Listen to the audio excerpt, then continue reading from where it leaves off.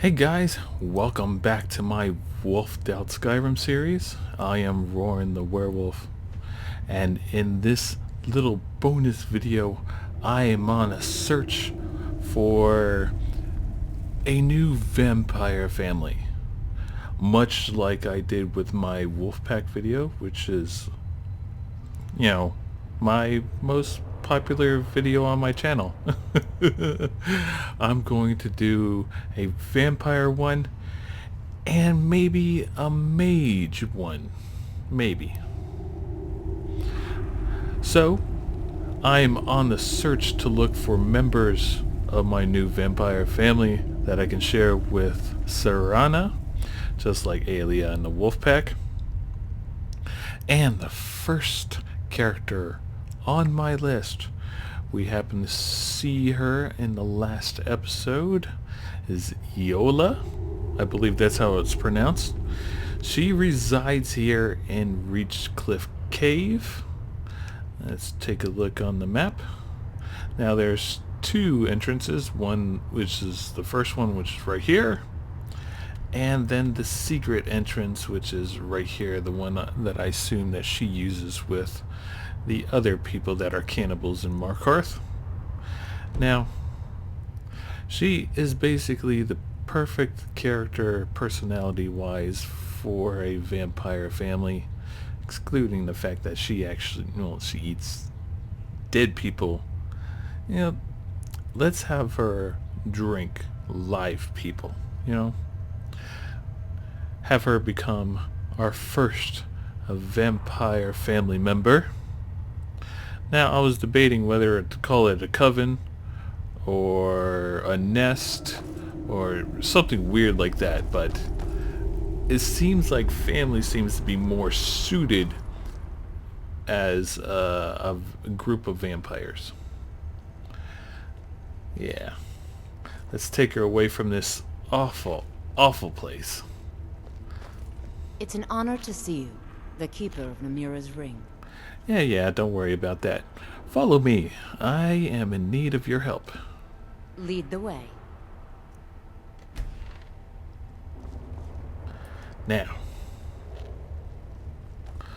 let's go over here. There are actually a couple things that we could do more with the amazing follower tweaks mod other than what we had in the werewolf episode.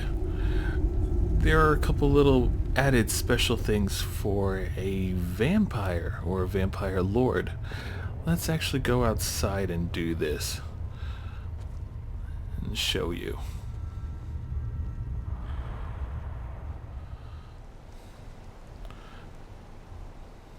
Alright, this looks like a good enough place. Now, Yola is a spellcaster and a melee user, so she's basically like a female version of Belrond with conjuration magic and all sorts of other little things. We'll eventually tweak her magic later on, but let's go ahead and take a look at what we can do. You're one of Namira's faithful now. Yeah, don't worry about that. Let's go to actions, and as you can see, the first one that pops up is Possessed Guardian. It's the vampire power. Create a regular vampire or create a vampire lord. Now, in order for these options to actually pop up, you either have to be, actually bitten by Zaliena, changed into a vampire lord, or Harkon, or I assume catch the disease from a normal vampire. But if you console them in, you won't get those options. Trust me, I've done it. I've been trying to tweak my character as a hybrid for a while now off camera, because since being a hybrid, I don't really need that weakness to sunlight, except for in vampire lord form. And I've been trying to tweak that, and the weakness to fire. So I've been wanting to keep the weakness to silver. So, let's go ahead. It's an honor to... Yeah. Possessed Garden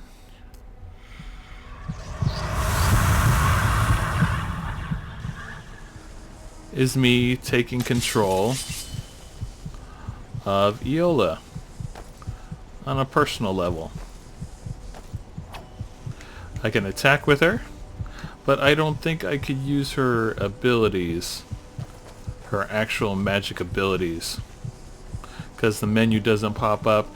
It's just basically me using her as a shield, as a human shield, blocking attacks or whatever. Ooh, and I have this like weird eye glow effect when possessing her. Now, in order for me to actually become unpossessive, I just sheath my weapon.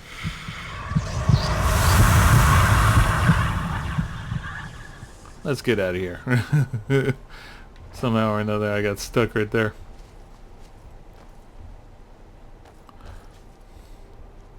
Now, I'm not going to make her just a little vampire. I want her to have a transformation like Zaliena does. Zaliena, Oh, what is it? it is kind of hidden in her code where she does have the ability to transform into a vampire. Basically how we go into combat and have her use her Vampire Lord ability at 50%. And there is a little added thing in the magic where we can have her use vampire spells. Let's go ahead and make Yola Namiro, watch over you, champ. a Vampire Lord.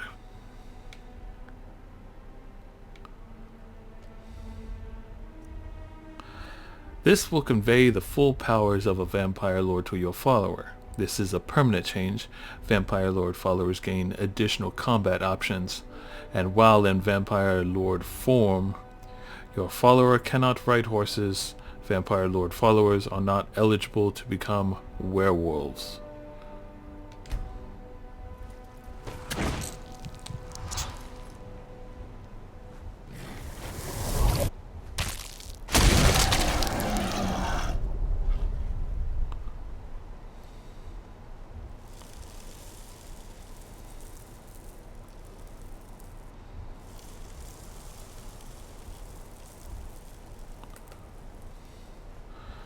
Now, she has a difference in eye color, thanks to the mod, thanks now that she is a vampire, but I am keeping her glammed up appearance because, well, I wouldn't choose her otherwise to be a vampire if she wasn't all glammed up the way she is, just like with my other followers, excluding Zaliena because she has her own mod.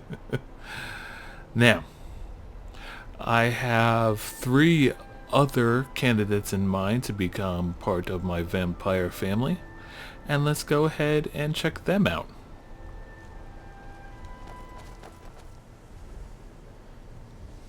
Now, the second person that we decided to have in our family is a follower that we've used early on in our playthrough in our LP series, which is Elia. Now, she is not naturally stationed here in the College of Winterhold. I pretty much had her here because I was thinking about having her as one of my Mage Coven followers, but we have plans for her in this sort of aspect, and I have other Mage followers in mind that I might use. The reason why we chose her is pretty much because of her past. Whenever you find her, she's actually escaping a witch's coven, an evil witch's coven in Darklight Tower, located in the Rift, which is close to Riften. It's not that far away from Riften, and Largashbar. Largashbar.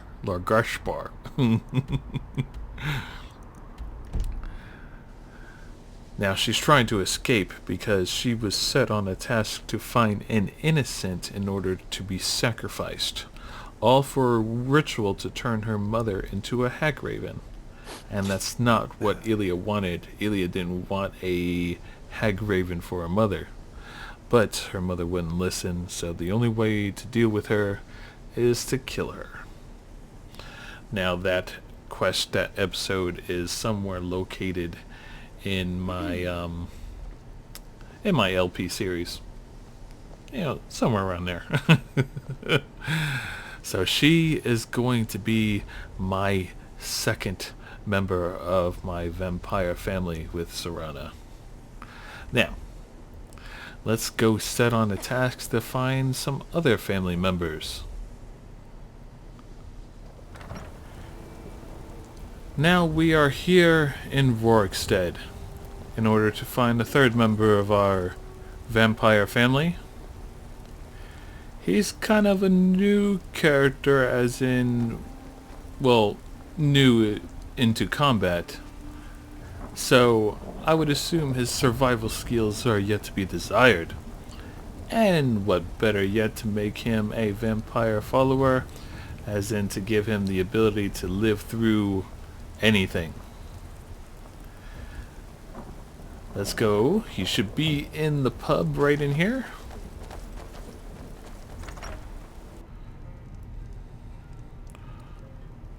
The third member of our family is going to be Erik the Slayer.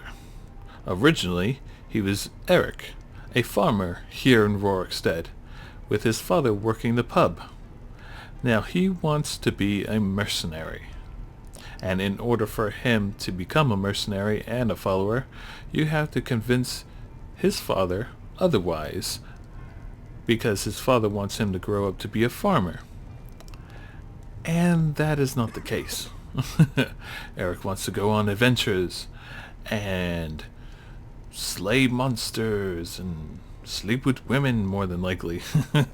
And then he dubs himself Erik the Slayer because he's afraid that no one would hire him as Erik the Farmer. So let's go ahead and grab him. Good to see you again. How would you like to hire a brave, if untested, mercenary? Erik the Slayer, huh? Sounds fearsome. Father says I should pick a name that describes what I really am. But nobody's going to hire Erik Greenthumb or Erik Hoe Pusher.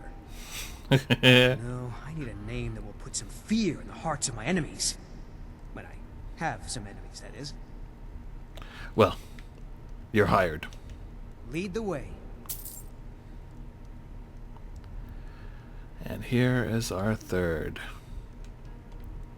You lead, I'll follow. Now, should we have a fourth, or is this good? Well, let's see. Don't get too far ahead. Okay.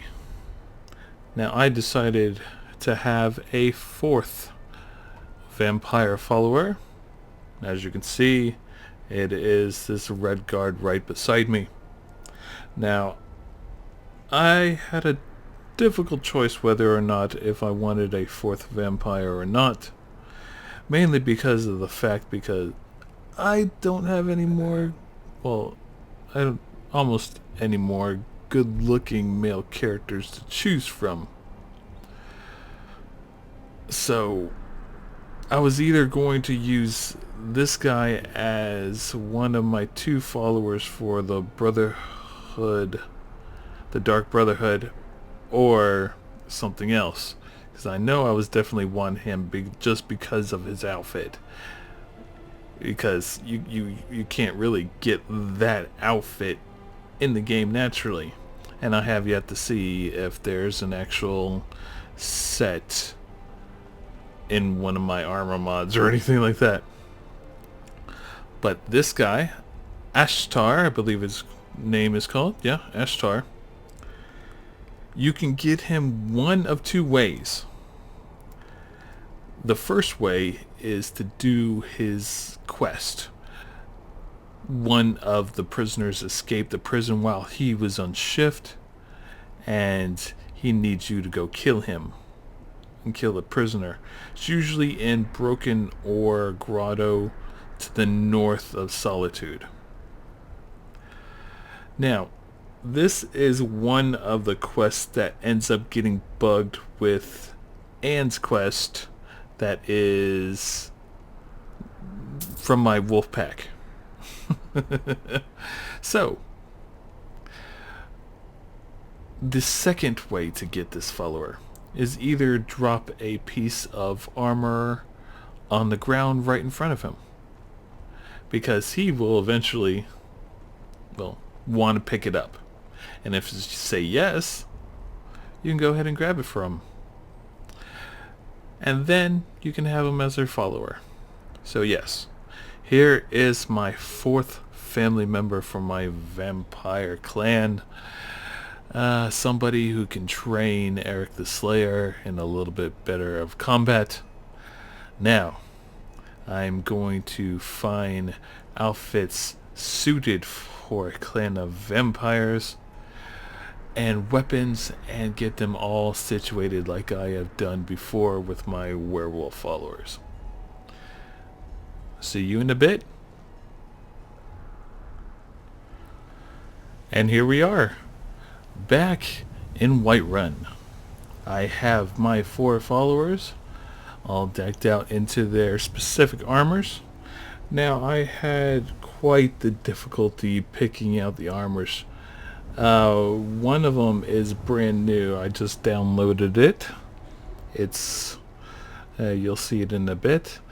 And the males, the 2 male followers of Ashtar and Erik, I couldn't find a good vampire style armor for them. So I had to do some tweaking around. Eventually, more than likely, they'll change. I'll probably run across a good one in the future. Or one of you guys who happen to watch this video might suggest a good armor for male vampires. So we'll get to that point in a bit. Me and Zaliena are about to showcase off our followers. First one that we have here is Yola, which was the first one that we managed to turn into a vampire. She's actually wearing the new set of armor. What do you want me to carry? It's called the Myrta Assassin armor. Very nice looking, but doesn't do well in sunlight too well. I've also given her a pierced earring from one of my new mods as well. The earrings that I use, this is just one variant of it, on her right ear. And I've also let her have the Lesmore crossbow from, of course, the Lesmore armor mod, and the bolts for that. Yeah. So finally, a crossbow user other than the Dawn Guard for one of my followers. I'll just be here then. Next, we have Elia. She is actually decked out We heading out? in a assortment of pieces, really. What do you want me to carry? Just to try to get her to look good. She is using an ebony war staff, which is from the staffs mod that I use. She also has a couple of Lesmore items, the garter belt and the gloves. She also has one of the chokers from the Myrta Assassin gear. This ring is from the Unusual Assortment mod. And the noble dress has a red tint to it in the proper lighting, black and red tint. She's also using the Scarlet Dawn boots and very lovely earrings from the Unusual Assortment mod as well. She looks really good. I really like how she turned out. Next we have Ashtar, which is our big giant red guard. I did increase his size. I just console command set scale 1.15 to increase. He was small. He was small. And a guy like him doesn't look like he would be a small character. We going? Now I ended What up do you need to take? tweaking his current outfit because I don't have it. You can't have it in the game. It's not in any of my armor mods that I've downloaded. I think there is one on the Nexus, but I don't feel like downloading it. I gave him a dark trim timber wolf skin cloak. Has that nice little fluff to it at the top. I upped his headman's axe and gave him the Dremora halberd and put it up at the legendary status. Looks a lot better. I gave him pierced ears as well, and a little taste from the Asir mod. A couple of pauldrons that I won't use if I end up using that armor again. It just gives that bulkiness the way it needs to be. His armor needs to have shoulder pads, and now it has shoulder pads. I'll be right there then. Erik the Slayer was even more difficult to do, because I had an armor set out that I thought that was going to look good on him, and it didn't. It looked like shit. So Good day, friend. Keeping well? he's basically sporting the same armor as Belran is, No problem. How can I help? with a couple of tweaks himself. Cave bear cloak with the claws and everything. Gave him a goblin shield, which I believe this is from the immersive creatures mod, because it adds the little goblins in and their little weapons and shields and stuff. I have a couple other shields that I'm debating on giving him, like one with a deer horn and antlers, a consoled and charged to blooded shield. I want him to be my shield character. I also gave him a cross on one of his ears, just like I did with Yola, but on the opposite one. The primitive Nord set. A sword of truth, which I may end up changing out in the future. This too is also from the unusual assortment mod. And the Aesir shield that pretty much displays on your back. I'll just be here then. I know it seems kind of redundant to have two shields, but I think it's kind of cool. Super shield character. Isn't that right, Zaliena? Yeah, I'll end up eventually tweaking the two male characters, but I really, really like how these two came out to be. Sexy time! Ready to get going? Yeah, I rarely ever use sexy armor, because, well, it's not practical. And I don't want my characters to look like sleuths. Well, at least on camera, anyway. I'm talking to you, Zaliena. Well, thanks for joining me in this little bonus video. It took a long time to actually record. It took a long time to get everything set up. I had to do their quests and everything, but I think it's well worth it. Now I shall send them to Hasseldor, the mod shown a couple of videos back. Thanks for watching. Thanks for subbing. You guys stay furry, and I will see you all in the next video. Bye.